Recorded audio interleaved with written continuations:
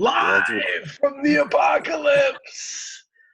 I am the Charlie Wilson of Gorham. I got buttery tones. Dan-O. Distant. Like a magician, I need an assistant. That assistant Ooh. is the Big Sean of Maine. Oh, no, okay. No. He's got jokes that'll make you sigh. Deep sigh. K. Diggy. I joke. We're not the. No one is the Big Sean. Is that fair? That's fair. There's only one Big Sean. No Big Sean's here. So we did. It was a big week for the genre. It was a lot. I was in very interesting, active discussions on Twitter about this Nas album. I really like the discussion around this Nas album. There's a lot to go on. But I want to hear the totality of the albums you listen to because I threw a lot at you. So, I mean, I listened to all of them, actually. Nice. This is Nas versus the marketplace. I wanted to see, does this version of Nas place well for someone who just follows music? If you're a Nas completist, then you're going to like this, right? This is interesting. Absolutely. If you are not, do you need this? And that's a real question, you know. So I wanted to look at the other ones. There's a lot of interesting stuff here. There's people who like this, people who didn't like it, for very good reasons. All for very good reasons. But let me see if I can get into some notation here. The albums we listened to. The Nas album, King's Disease, obviously. Mulatto-Queen of Da Souf. Young Dolph-Rich Slave. Marlowe, 2 by Marlowe, which is La Orange and Solemn Bingham. So the first question on my notation was, how much attention should we pay this version of Nas in a crowded market of people that are, a lot of them are hitting their peak? I mean, that's a loaded question to me. Let's start. What do you mean by pay attention to? Let's get the definition. There's a guy, and I'm going to big him up in my recommendation corner. This dude named Alaska, who was from Hangar 18. Was on Def Jux back in the day, really important underground dude, and he's on the Call Out Culture podcast. And so on Twitter, he was talking about this, and he said, look, I don't really need any Nas anymore. And his example was, why should I watch Terry Bradshaw play football when I can watch Lamar Jackson play football?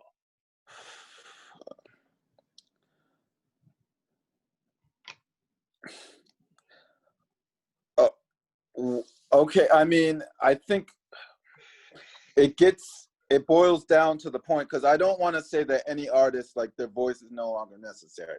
If an artist feels like they have something to say, they should be allowed to say it. Right. But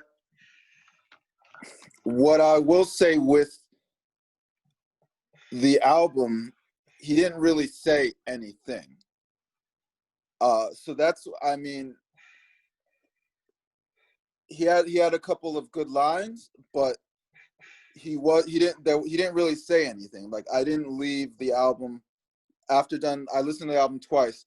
I didn't leave with any clear image about what he was trying to say. Mm-hmm. So in that regards, about paying attention, yeah, if you have other options, yes, there are other options that are better and more cohesive to listen to. I would agree with that, yes. So of the albums I just listed,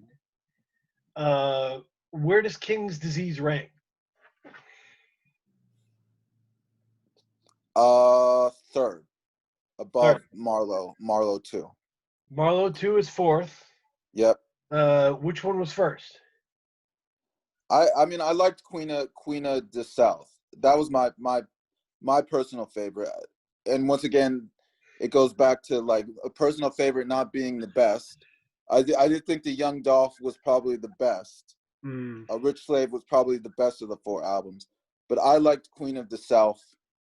That was my personal So favorite if of the Queen 4. of the South you liked it more, but you don't think it's as good, why does it become your favorite? What about the personality of that album it works for you? I thought the guest features were great. I thought the energy level was great. It just sounded like she was just having fun. Where Rich Slave, there was a message that he was trying to communicate, Mm-hmm. and the album centered around that theme and that dichotomy of being a rich slave. So that, I mean, and he adhered to it. I mean, it was a very cohesive picture. Yeah. But Queen of the South, it was just fun. It's always good to hear City Girls on a track as well. Love it. So that was my personal, of the 4, that was my personal favorite. Yeah, I mean, so I guess, and one of the things somebody said, well, Zilla Rocca, to give him credit, Zilla Rocca from the Call Culture podcast said, people don't follow artists; they follow music of that time.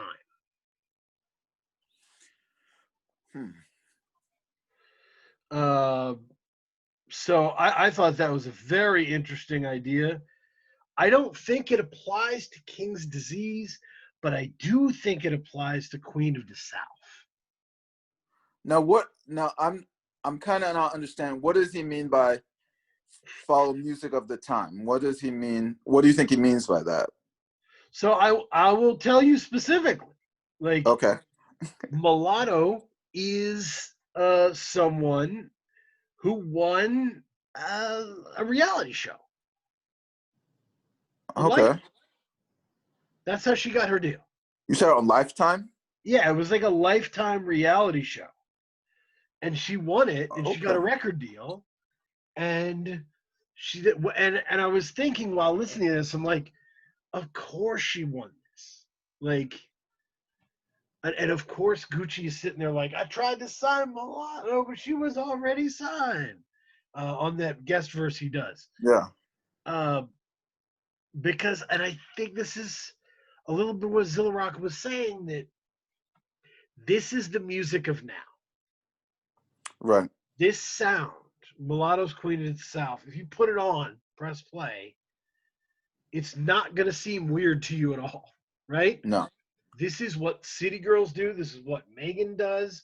This is what countless people have done. My favorite verse on the whole album, you could probably guess, is Trina on the Bitch from the South remix. Because Trina is the architect of this. Yeah. Like, Little Kim was Little Kim, and she was a big deal, but Trina was a different flavor, dude. Yeah. Trina was a certain, and she is. She's a monster on her verses, man. Absolutely. And Goes without saying. and she's a monster on that. And when she shows up, I'm like, oh, I love having Trina back. Like, this is so. The question is, this is going to get a lot of streams. This is going to get a lot of play. But does Mulatto have her own fans? Or does she have the same group of people who are pressing play on Saweetie, pressing play on City Girl? Do you know what I'm saying? Who are just into this sound right now. I think that's what the case is. I do too. And I think that's why it's your favorite, even though it's not as good as Young Slave. or which slave? Right. Whoa. Combine that. And I mean, I wouldn't even say it's as good as Marlowe 2 either. Good point. Yeah. It's just this one was more, and I mean, you make a good case. Like that makes a lot of sense. It's just fun to listen to. I mean, the You know, whole like the imagery of look back at it. Like, I know it's big. You know, you. I don't even need to look back at it. Like, I've heard that kind of thing from Cardi B, from just on and on, from a lot of. absolutely, yeah, This is what's happening now, and you know, this is not to blame Mulatto. Mulatto is very good. She's good at what she does, yeah, and the album's good. It's produced well. It has great guests. absolutely. What I'm saying is the floodgates open. The same way there were no boy bands in the market like at the time before the Backstreet Boys, Right. and right after the Backstreet Boys, there were a million of them. Yeah, and Sync It's not 98 because they Degrees. created them; it's because there were a bunch of them knocking on the door, and they were like, "Get out of here! Get out of here!" And then they flooded the gates. Yeah. Okay. You know, collective Okay. think. Then that makes sense. Yeah. Mulatto she's firmly entrenched in the sound of the times right now. Oh, I mean, to the point where I was listening to My Body. Do you remember My Body? My Body. Okay, which one was? I think that's track 11 on the Mulatto. It's this album has a soft ending. Like, it's really powerful and strong. I really like On God, which is number 7. Look back at it, no hook. It's good. And then near the end, there's a real, the air goes out of it. Yeah, I agree. And They My start out very Body, top heavy. My Body is one of those because it's like this R&B song about lightly feeling insecure but embracing your body, and I'm like, you had like 9 songs about not caring what anyone thinks right before this. What is this? Like, this song could come out of a bin and go to 10 different people. Yeah. If I played My Body for you, you wouldn't be able to distinguish who that was. Right. Do I have? Yeah. Yeah, I agree. And even if you played like Mulatto, like if you could have told me it was Saudi, It was I what? would like. It's very hard to distinguish. Like if you're rapping to or if you're an artist of the time, it's very hard to distinguish one from the other. Right. And it's just, like I said, record companies, reality shows, they're manipulating and seeing that's what I like, right? And so it's like, Right. One of the things I have a problem with HBO is the stories they always want to showcase are stories with a lot of sex and a lot of violence in them. Not that I'm prudish about any of that stuff. It's just hell of a quinky dink, right? Like, oh man, Game of Thrones. I'm like, the books aren't even good, bro. Like, you're just in this for the incest and the head chopping. Like, it's weird, you know. But like, this is what's happening now. Like, big, like, important, confident, aggressive women with with a visual component that can sell are just being pushed out there. And so it's, and I mean they're recycling.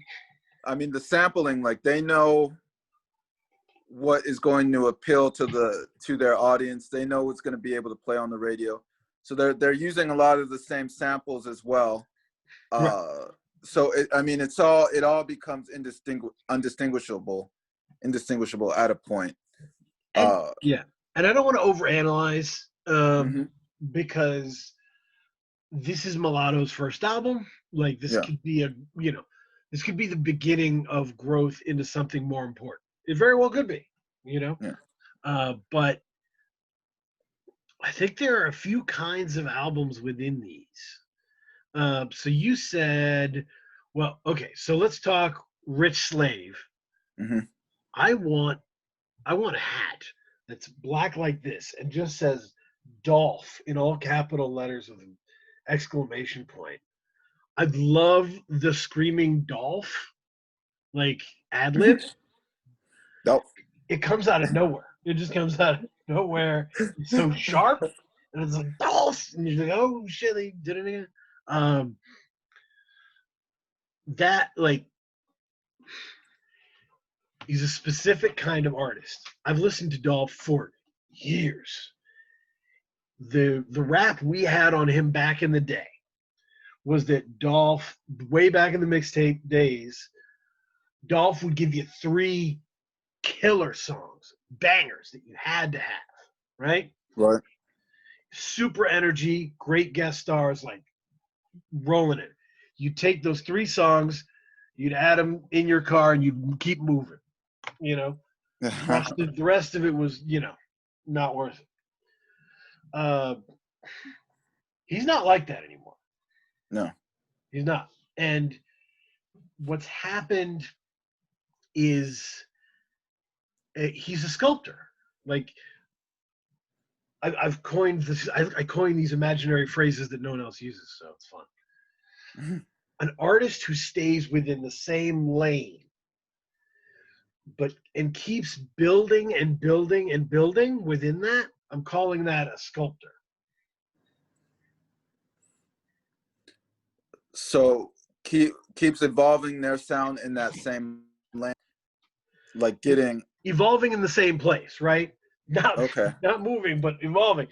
And I have a British friend who is um he's sculpting a shark, Okay. and he's been sculpting it for months. All of his creative energy is that shark. He has a Oh, I family life, see. he has a job, and he has the shark. And he's working on the teeth, and he's working on the nose, and he's working on the eyes, and Okay. he's a shark, right? A sculptor has to have a different kind of focus. It's not going to come quick. It's not going to come easy. No. It's just work. It's just chipping Right. away. You have to have Oh, that's a good metaphor. passion, but like when the work is put in, man, Dolph's put in 10,000 hours doing that. Right. He's good at that. Right. And like I like it because it's a sculpt. We're thinking of a sculpture. Let's say you're like Michelangelo and you got a piece of marble. Like the sculpture starts out as like a slab of marble, and he's whittling away and he's sculpting it until at the end you have this masterpiece made of marble. Mm-hmm. You know what I mean? And that okay, so I see where you're. Think of all the people that fit this category, like Mobb Deep. Like they just kept rapping about murder for 20 years. Pusha. I think Pusha is a. Yeah, and they just kept sculpting it. Right, Pushes a great example. And yeah, the sculptors, man. And it doesn't mean that the experimental people are better than them Mm-hmm. uh, or worse than them. Right. It's just a specific kind of thing, right? So Nas is not a sculptor. Mm. Nas is not a sculptor. What He would Nas be? Because if you look at how different all those albums are from one another, Yeah. Yeah. like this does not sound like God's Son. It does not sound like Nasir. Uh, it's it's different, bro. Life is good. Like these are all very different. I would say Nas is more of a poet. Yeah. I mean I think that goes without saying. I was talking to my mom the other day about how books of poetry are hard. Mm-hmm. That's why I salute them, like Dennis Smith, homie. I mean, Um, I salute a well-written book of poetry because it's super hard. It's super hard to go from one really intense, really personal poem to another for, 85 pages. Mm. 85 pages, and just, the first one's about the president being corrupt. The second one's about racism. You know what I mean? It's like boom, boom, boom, boom. Right. It's really hard. It's really hard to create cohesion. It's really Yes. hard to flow, right? Poets live on that page and they die on that page, and that's it. And they get that done. And it's just a different way of thinking than the sculptor. Does that make sense? Yeah, I agree. So to me, that's Nas. Nas has flights of fancy, right? He's like he's really either into it or he's really not or whatever. So yeah, I think that's where he's at. Go ahead. And I mean, what I'll say is what I thought about it is because the first time I listened to it, I didn't really like it. But this, and I thought it was just an okay album. It wasn't, and I mean the bar was very low, because I mean his last album was Nasir, which was that was a mess. So I came in with low expectations. But when I listened to it the second time, I recognized maybe I was a little bit hard on it the first time, and that there were a lot of solid songs on it. Yeah, man. But I think what I recognized is that, I mean, Hit Boy, if you're going to be an artist on a Hit Boy track, you have to have like a specific type of energy. I don't think anyone can get on a Hit Boy track. He's done a lot of work for a lot of different people. Yeah. And he's incredible. And I think his work on this album is incredible. Yes, it is, but it just didn't jive with. It almost sounded like Nas was trying to keep up with the Hit Boy production on some of the songs. When he slowed it down a little bit, he was able to get into, like, I'm thinking of Car 85, if that was even his production. Car 85. Yep. When he was able to kind of slow it down a little bit and kind of focus, not so many beat changes or whatever, Nas was able to get comfortable. And that's when he did his best work. Like for me, his best work was like the two or three middle songs, I would say. We will get to that. By the way, my experience with Hit Boy is different from other people's. Okay.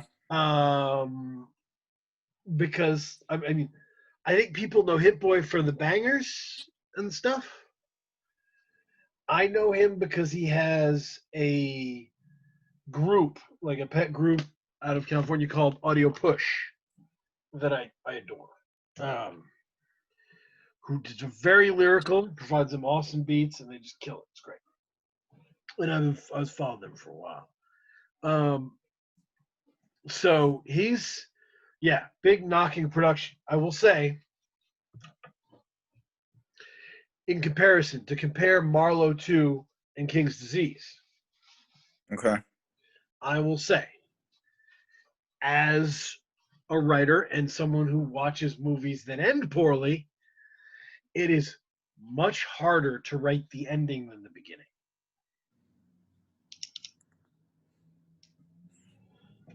Okay, what do you mean by in this? The beginning is fun. It's full of all kinds of possibility. It's beautiful, and the ending is a lot of pressure. It's a lot of pressure. Right. So that's the difference between those two albums.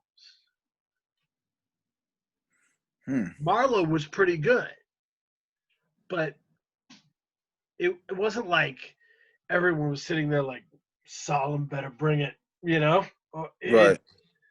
La Orange is a genius, and he was going to get great beats, and he was going to figure it out. That was pretty good. And then Marlowe 2 hits, and I was like, you know what? Worst case scenario, I got La Orange, right? Right. Right. But he's really good on this. Solemn is really good on this. The hooks are great. His voice, he plays with his voice more. Uh, I put the album on My Wife Dances, and that's pretty cool for an independent record like that. It has some fun songs on it. Dead a Lot, OG Funk, just a lot of fun songs. But it feels like figuring cool shit out. Yeah. It really does. Yeah. It sounds like the excitement of starting the story. Oh man, I can make this character like this. I can make him from here. I can make this person, you know. Hey, you can do whatever you want. Right. It's all ahead of you, and you can fix it. But when you're near the end, ooh, when you're near the end, you're just struggling to remember everybody's name. That's good. Yeah. And that's kind of where Nas is. Nas is at the end of the journey. Everybody has expectations of it, right? Some people grew up on Illmatic. Some people grew up on Stillmatic. Some people grew up on Godson, you know? Right. He's got all these different eras of fans with expectations of what he needs to do. And it makes it difficult. Makes it difficult. But this is, yeah. I mean, he just has, like you said, he's like a poet. He just has so much to say that it's very difficult for him to stay focused. Like for me, my favorite Nas album, my favorite Nas song is Whose World Is This? But my favorite Nas album is Life Is Good. And I think Life Is Good. That came out like 2012. For me, like the songs were so memorable because he was focused. Like right. If you listen to like Cherry Wine or Bye Baby or the song about his daughter, I think it's called Daughters. Like They're very specific ideas communicated through a song, and he focus, and he's able to focus on one subject, and I'm able to follow it a lot easier than I was with some of the songs on this album. Yeah. I mean, it's, but not like, to be fair, Nas has never been an album artist. Never. Okay. No, Illmatic is great, and it's one of the best of all time. But to say he organized that album would be pretty good, right? Like that was like he had 2 years of buzz, based on a bunch of really important guest features.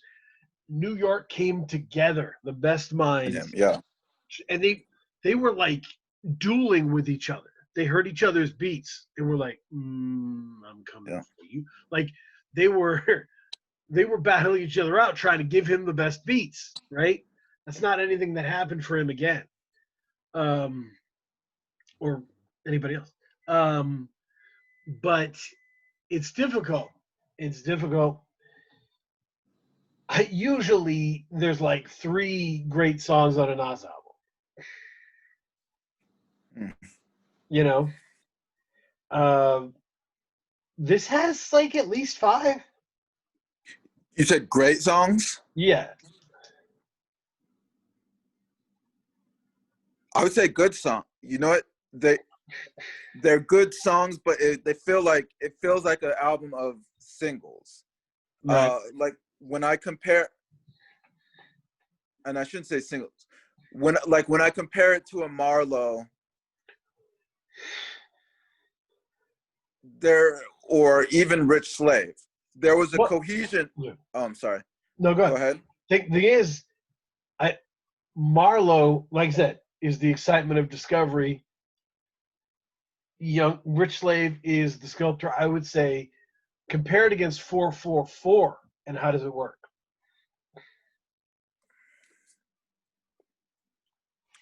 444. Even I mean, even like some of the songs were 444.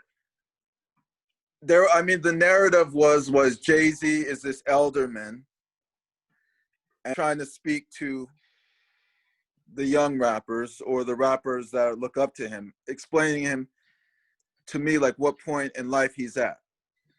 So I mean, a lot of those songs, like you know, you listen to story is it Story of OJ? Story of Yeah, OJ. yeah, yeah, yeah. Smile, like when you compare Smile to, you know, like an early Jay-Z song, and you can see the evolution. The title track 444, Bam was just for fun, Moonlight. These were, I mean, these were all cohesive.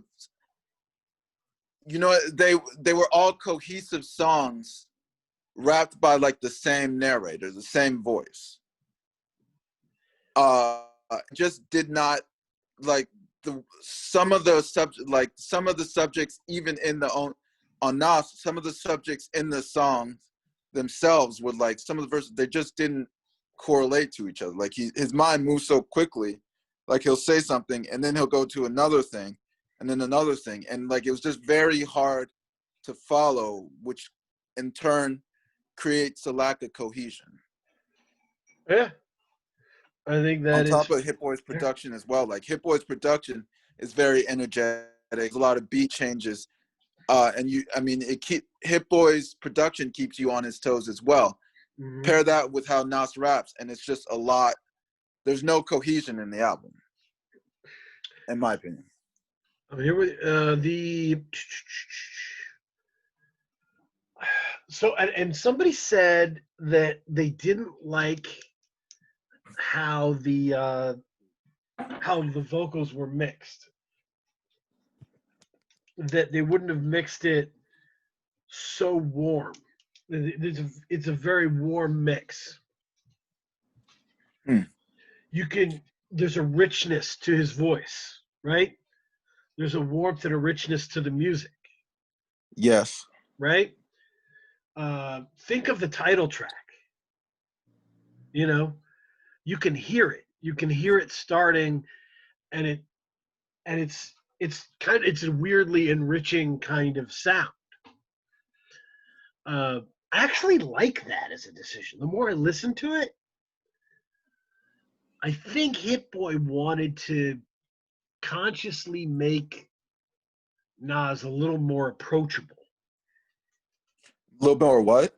Approachable. Approachable. Okay. By making his voice like human, right? Oh. By mixing it as warm as possible, not gritty, not lo-fi, not scary, not distant, Right. but like with you. Okay. That's an interesting point. So I like, and once I thought about that, the production decisions from Hit Boy's perspective made a lot of sense to me, right? Right. Think about the problems we've had with other Nas albums. Mm-hmm. You know what I mean? Uh, a lot of it has been, you know, what is he doing? I don't even know this dude anymore. He's a weird tech giant. Like I wrote a thing about Nas, and I ended up by saying, "Don't think I'm shitting on Nas. Nas hates me more than I'll ever hate him." That he hasn't met me, but if he did, he'd hate my guts because I'm poor and I don't drink wine and I'm Oh, not a millionaire. You know what I mean? Like this no. dude is Oh. just he's different now. This is a different Nas. You know what I mean? And that was just my feel on where he was. But hearing people discuss the album and listening to it, I realized that that feeling has really corrupted my experience of listening to it. Huh. And that's exactly why Hit Boy made it sound like that. Okay. He wanted me You're to right. I feel the mean, humanity of this dude.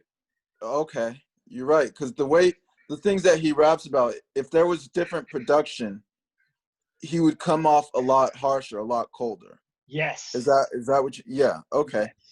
Yes. That's a fair point. That's a fair point. So I've got some, and some of these are aggressive questions here about Nas. Okay. So this is an emotional listen. I'm not gonna lie. Uh, is this called King's disease because everyone is trying to victimize him? Does Nas have a problem admitting he screws up? Does Nas have screw up like personally? Like what do you mean Just by screws up? you with like, and this, I don't get into this dude's personal life. I don't like to get into anybody's personal life. But when you see verses constructed a certain way over and over again, you take note. And over again, Nas's verses are constructed to be everyone turning their back on him.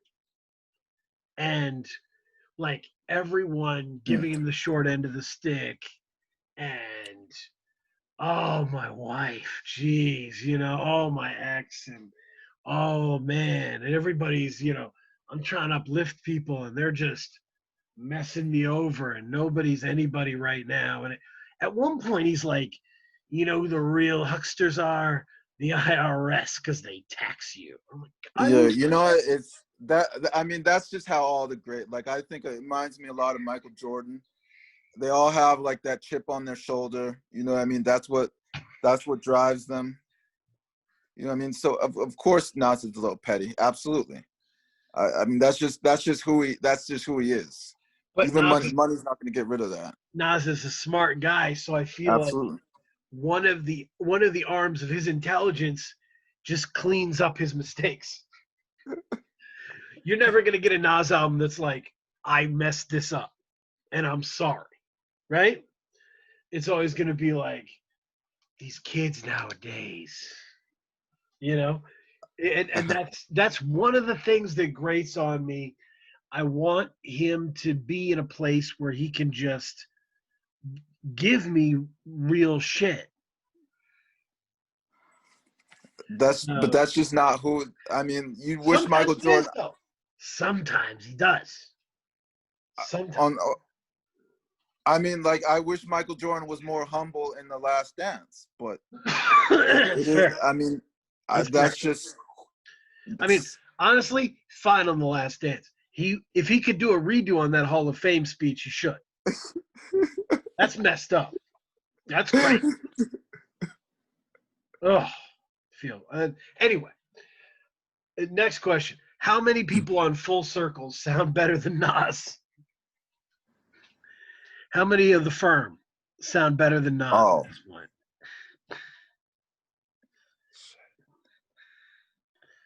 he's probably the worst on that song. I loved Foxy. Foxy was so Foxy was great. amazing. She was the She best. jumped in there.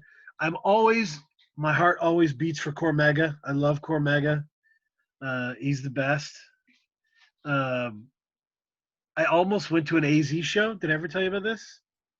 No, AZ was performing. We had tickets, but we got lost and missed the concert. this before GPS. Yeah, Oh, it'd be like yeah, that. incredibly frustrating. But uh, that's my AZ story. So, but AZ is incredible on this. Um, and so there's another good question. Can you be too rich to kick knowledge at people?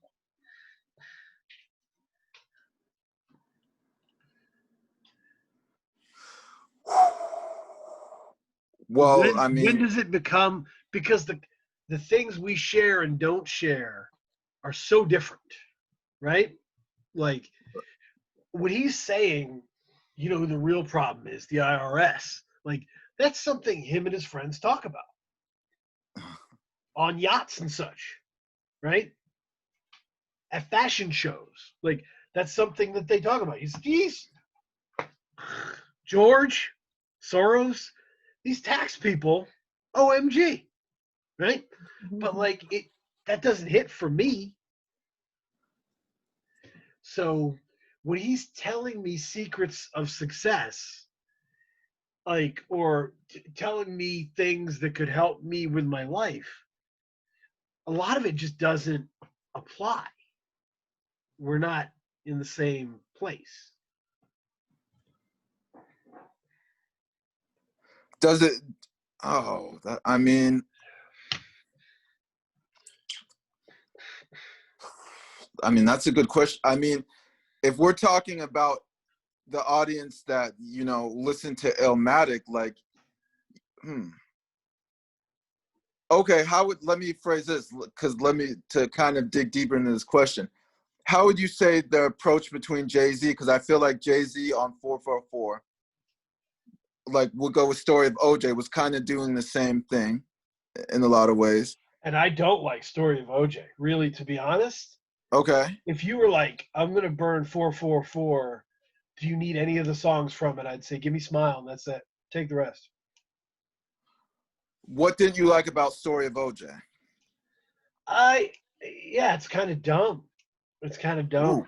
Ooh. It's just kind of dumb. It's just like, oh, well, look at the Jews, man. Like, it's just, Okay. I mean a lot of it is just like, it's not that smart. It's very similar to what Nas is doing here, right? And Right. a lot of reviewers have mentioned this in regards to King's Disease. Beats are great. Features are great. The song concepts are a little weird. And the bars are just not that serious. Right. It's not that I was offended. I wasn't sitting there as a Jewish person going, oh my God, Jay, what are you doing to me? I've withstood way weirder than that.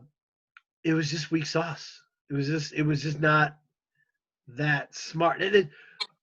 But this is the problem of being a conscious rapper is, you get held to a weird standard. So when I talk about kicking knowledge, okay, what I'm talking about is Snoop is a great example of sidestepping this, right? Snoop's first album, he's in like, zip up, whatever, Fila jackets. Yeah. And he's sipping gin and juice in a parking lot, man. He's just chilling. Right. His second album, the dog on the cover is in a suit. Shit's changed. I'm in a suit now. I remember looking at it, the dog father, and saying, shit, he's changed. And then thinking, well, he's just being honest. The last album went 4 times platinum. It's going to show up in the same clothes. Right. Like, man of the people. Like, come on. So he was honest about where he was, and Snoop was always reporting from where he was. He was always just telling you, I'm Snoop. Here's where I am. Bang. Right? And there's a difference between kicking knowledge and that. It's interesting because I think, because when you get, because I was just realizing this, because I was thinking about Jay's career. I think when you get to billionaire status, it becomes very difficult to preach kick knowledge. But I would say like one of my favorite Jay-Z albums is American Gangster. And I'm trying to think now, how would you compare American Gangster? Because I feel like American Gangster, he was trying to kick a lot of knowledge as well. American Gangster is one of the maybe 3 most important Jay-Z albums. Agreed. Absolutely. And it's the cat is going to disconnect this anyway. Because it is him letting go of this PTSD once and for all. Okay. And I was talking to this with someone who was ex-military like me, that PTSD is not just flashbacks. It's an understanding and an instinctual intelligence within a set of rules you'll never see again. I'm really good at shit I'll never do again. I'm really good at cleaning a weapon I'll never hold again. Right? Ooh, that's a good breakdown. And so, and I'm really good at like certain skills, like loyalty, that just don't translate into an office setting. Chain of command. You know what I mean? Like, there's no one gives a fuck about this but me. And I'm sitting over here like, I'm there for you. And they're like, what? What are you talking about? I'm here for the team. What team? Shut up. You know? It's a set of rules that you built to survive something that's gone. Right. American Gangster is vital if you're going to know Jay-Z, because it's him letting go of that.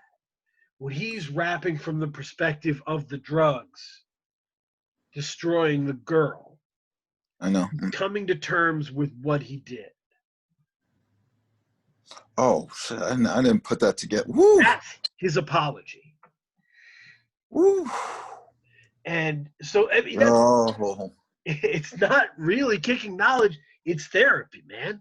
He watched American Gangster and it was therapy. And so that's my theory on that. But and I think it's like, so instead of a preaching tone where you're trying to kick knowledge, if you use, it's like what you say, the more, what I think you've said this before, the more specific you are, the more you're able to relate to people. Yep. And yep.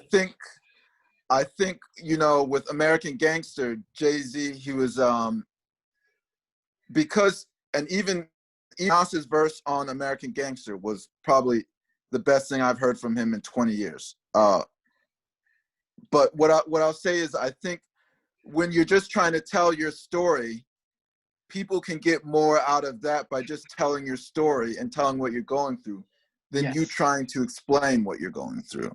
Yes, you know what I mean? Like, it's a difference. Show it, don't say it kind of thing or whatever. Yes. And I mean, this dovetails nicely into the next question, which is how much of the difficulty with this album is the tone? It's the tone. And my next note is, I hate when Nas talks about gender. Yeah. Nas might be my least favorite rapper to talk about gender. I would listen to Boozy talk about gender all day to not hear Nas talk to me about gender. It's difficult. I mean, on Till the War Is Won, he says, till the war is won, we got to stick together. Women, stop chasing your man away. You're gonna read it in that voice, man? Come on. Man, stop acting crazy, chasing your woman away. Who are you? What is this, like, 70s R&B spoken word breakdown that you have going on in this car? It's awful. It's awful. It doesn't make, it's just, oh. I don't disagree with you on that. That song kind of left a sour taste in my mouth. And that, I mean, that's what I mean by the album being unfocused. Like, I don't know what he was trying to say with that song. Like, it was very,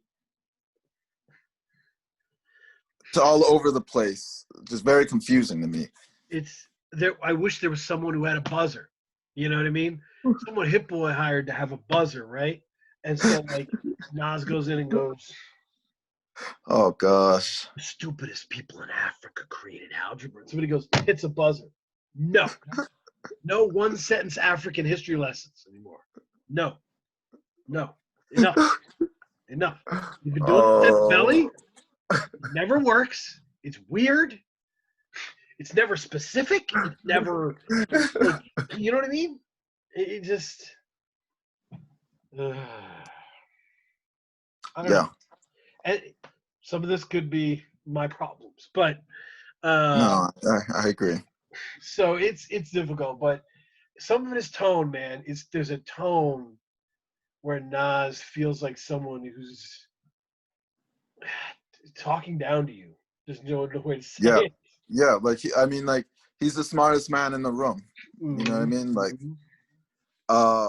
Yeah, and that's what I mean. The tone, it felt very like the tone didn't match the content. You know what I mean? Like he had this authoritative tone, like you need to listen to me.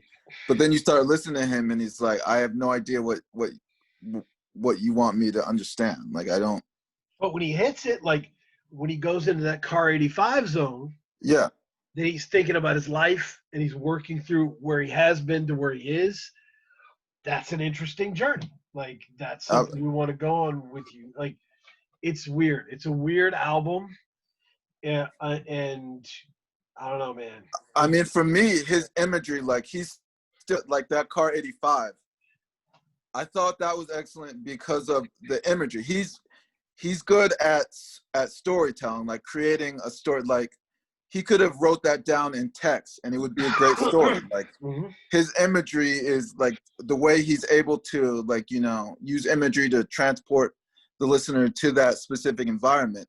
I mean, I don't want to say he's the best bar none, but he's one of the greatest of all time at that, in my opinion. So it was, I mean, it was very, very good for me to listen to Car 85, which was like amazing. And then, you know, as the album continued going on, like that level of focus wasn't throughout the album. It's a strange listen. It's Yeah. highs and lows. Yes. What was I gonna do here? So, yep, we got the other was my theory that, and I got a lot of run on this on the internet because I posted that I think Elucid is who people want Nas to be. Some people didn't understand that. Some people clearly did. It got some likes. If you listen to Elucid on Save Yourself, on the Armand Hammer stuff, I guess I got this because there was an album. What was the album? Man, I don't know. I listened to Paraffin. Oh, cool. That's cool. That's an Armand Hammer album, but yeah, it's important. But the thing is, there's an album, Vision Ultra or somebody, Armani and Vision Ultra, and it's getting a lot of love in the independent world. And then I see this song and it says "Blah" featuring Elucid,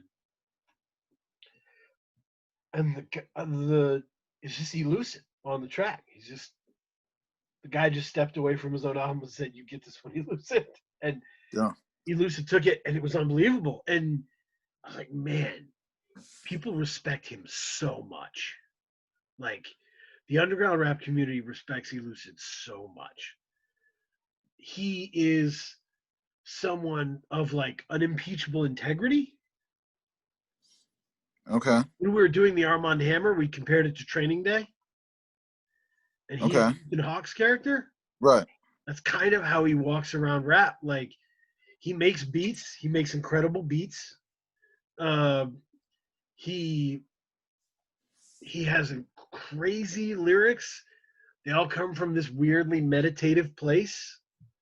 Did you hear the Save Yourself stuff at all? No, I think I listened to the wrong thing. Okay, that's okay.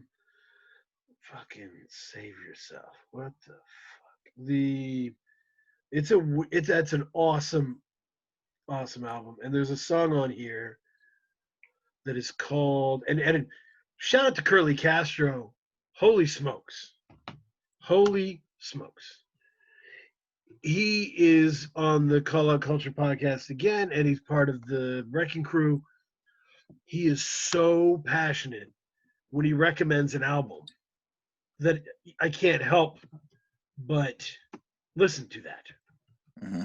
So he was very passionate that Save Yourself is really where Elucid put his foot in the game.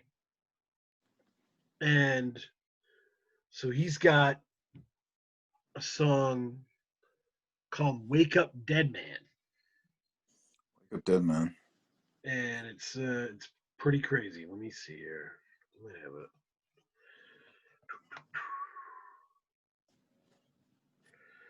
Wake up. But yes, You heard Paraffin. What did you think of Elucid on Paraffin? I I mean I so this I've heard him on several projects, and now that I think about it,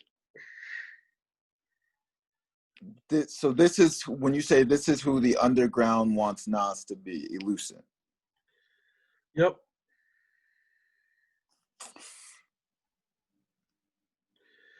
So let me play you a Okay. little bit of just like the opening of that song, dude.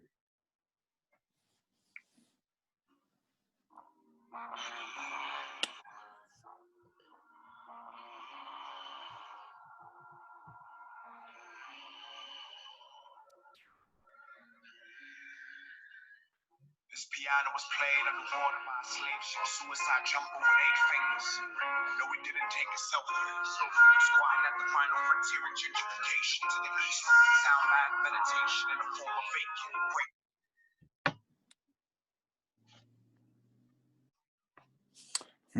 The opening line was, "This piano was played underwater by a slave ship suicide jumper with 8 fingers. And no, he didn't take a selfie. I'm squatting at the final frontier of gentrification to the east, South Bath meditation in a form of vacant."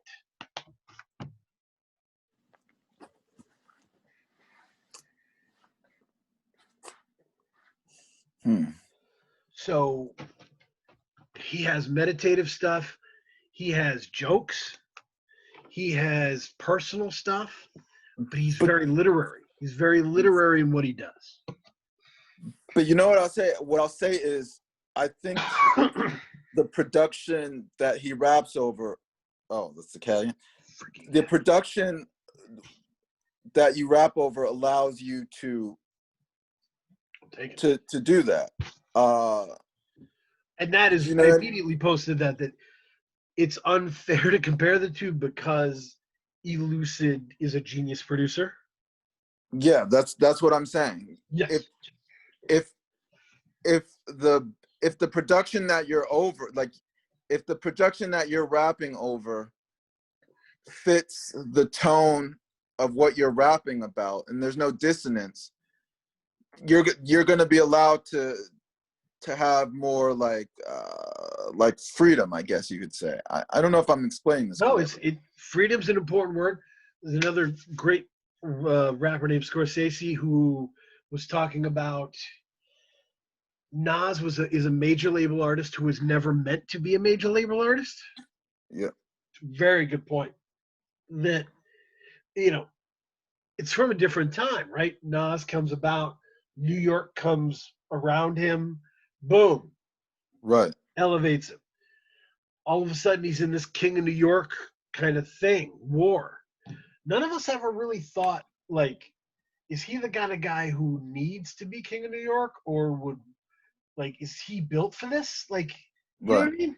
Right. Is he just like a really good rapper who should be a really good rapper? Like,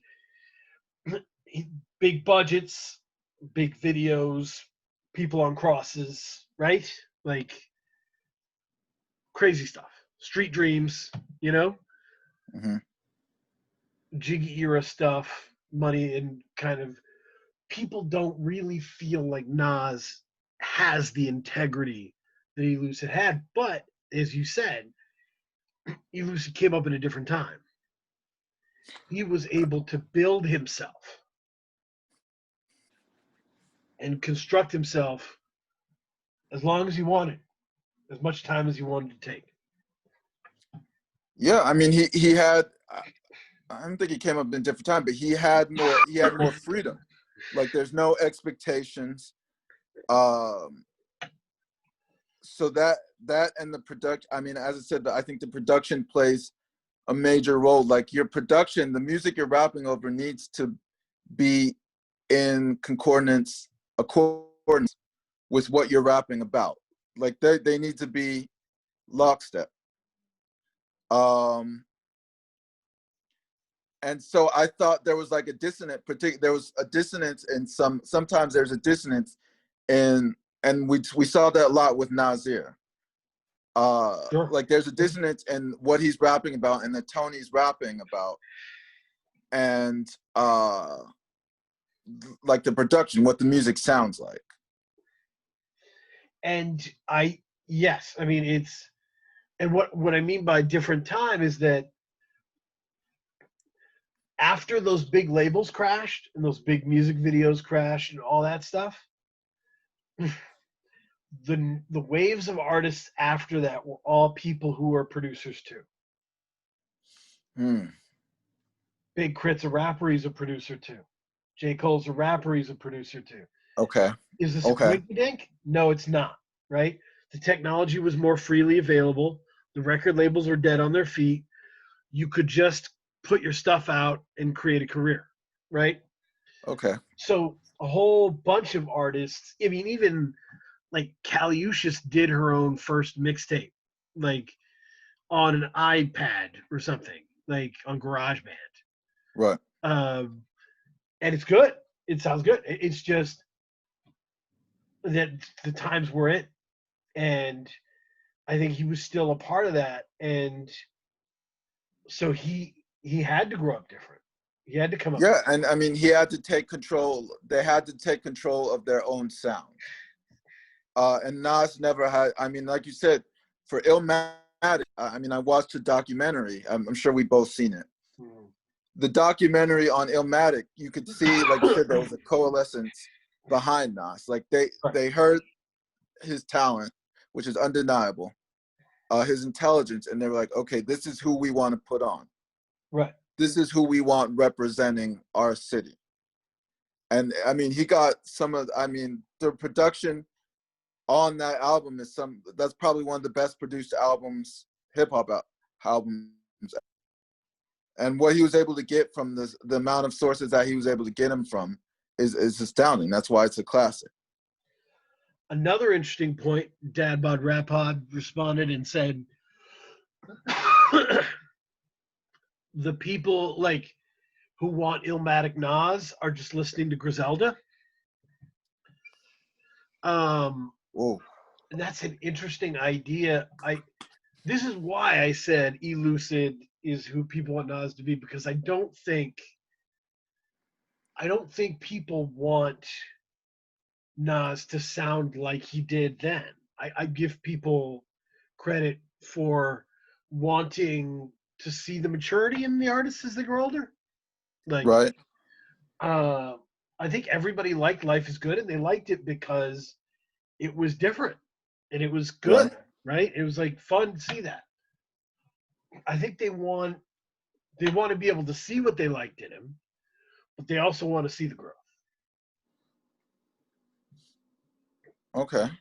I agree with that. Yeah. And so that's why ultimately this is a worthwhile thing. After I listened to it, the last couple times, I said, you know what? I hope they make another one. You talk about King Cities? Yep. I hope they make another album together. Because I think this relationship can be good. Can be fruitful. I don't think Nas has had a producer locked in with him this good in a long time.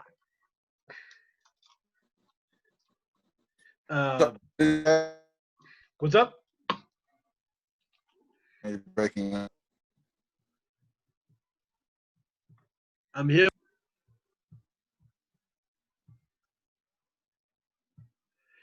Hello. There you go. Yes. So he hasn't had a producer this good locked in with a full project for a while. Right. So that's just, an important thing. And this worked out. And it was an odd fit. There's no question it was an odd fit. But Hit Boy's very smart, and there was good stuff there. There was potential. Take the good stuff and maximize it and learn from the stuff that didn't hit. I think they could go somewhere with it. Yeah, I mean, there was definitely potential there. I said the middle song, like the middle part of the album, was like a 3 or 4 run stretch that I thought was was pretty good.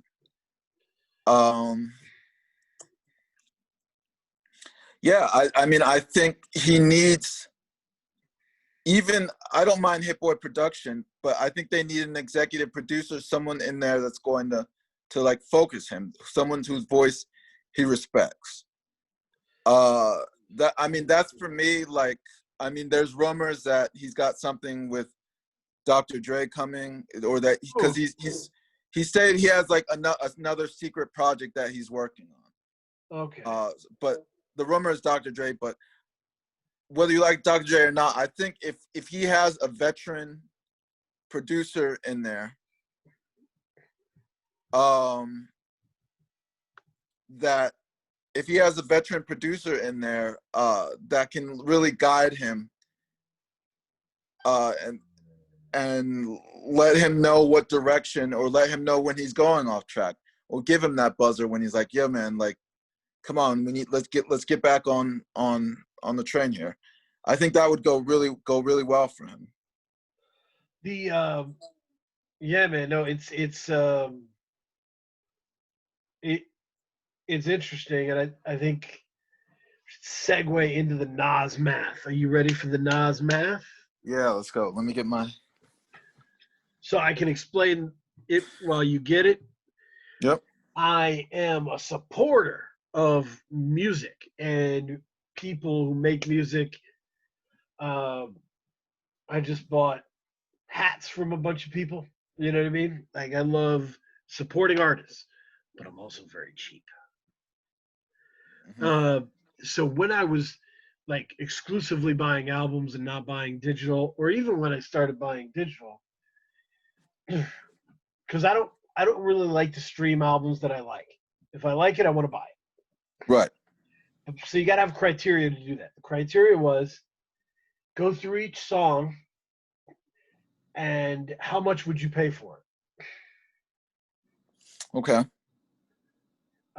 What is that value for you? You know, per good song. You know, the songs are usually like $1 or $1.25, but that's not really the value of these songs per song, right? Right. So I wanted to go and label all the stuff on King's Disease. So let's Okay. do that. So track 1 is title track. King's Disease, yeah. What are you giving for the title track? I gave it a quarter. Wow. I mean, I've heard it twice, and if I never hear it again, I'd be fine with that. So I'm gonna surprise you. I give it 75 cents. wow. I like that. I can hear the beat in my head. Like, it is memorable. I mean, I need it for Hit Boy. You know, it's not Nas's finest hour on the album by any means. Right. Okay. It weirdly, on this album, it kind of feels like the end of it is good. I like the end of this album. And the beginning feels like him getting his feet under him. Okay. Am I wrong? I mean, I thought it started out. I think it started out with a lot of energy. Mm-hmm. And then it kind of, then in the middle it kind of settled in, and then like he kind of rode out to the end. So, Blue Benz. People like Blue Benz a lot more than I do. Some people love this song. I'm giving it 50 cents. I gave 50 cents too. Yeah. Good call. Good call. Yeah. Cardi 5, $1. Giving Cardi 5. I gave that $1 too. All right. Ultra Black. I gave it 75 cents. It's growing on me. I gave it Yeah. 50, but it's growing on me. I didn't like the shot that he took at Doja Black. Yeah. I'm sorry, Doja Cat. Yeah. That was just, it was just unnecessary, and it just felt like it was for, you know, let's get some click. It felt like clickbait to me. Like, he didn't need to be, and you know, when I contrast it, like, he's trying to build black women up throughout some of the tracks in the album, it just didn't feel like he needed to go there. I will tell you, the Doja Cat line controversy is the first time I registered that people don't like Nas anymore as a person. Like, Yeah. because I thought to myself, Jay's done this a million times. Who? Not the who? To those countless people that didn't do anything to him at all. Well, to rappers, he didn't do it to Nope. like R&B pop Christina singers. Aguilera, Britney Spears. Like, sometimes Jay will just pull a celebrity and just laugh at their life in his verse for a few seconds and then flick them away. Damn. Okay. And it's horribly callous, but it's fun to watch. Because he's okay. All right. What rappers do. You're right. Okay. I forgot about that. He had that stepped on Britney. Less steps in Britney line on American Gangster. He's done this. He's done this all the time. Sometimes you just kind of pop somebody.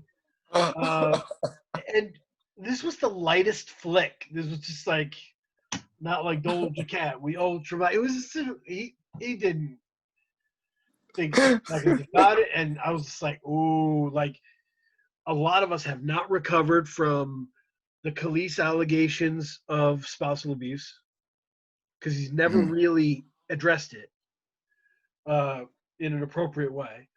Right. A lot of us hear that when we're listening to him talk about gender.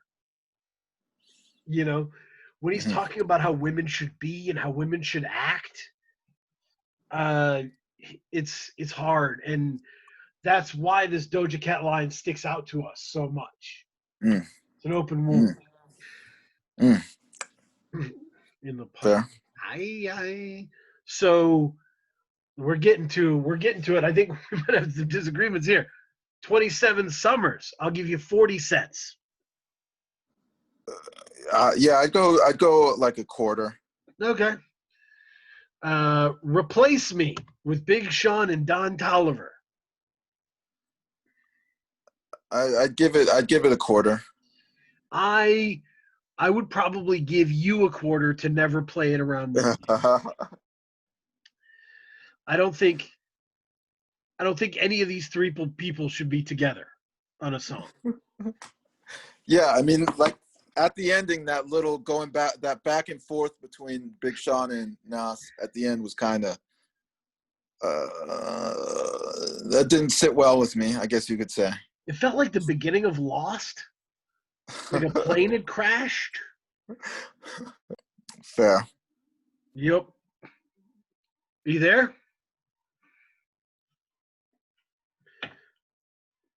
Okay. Sounds exciting.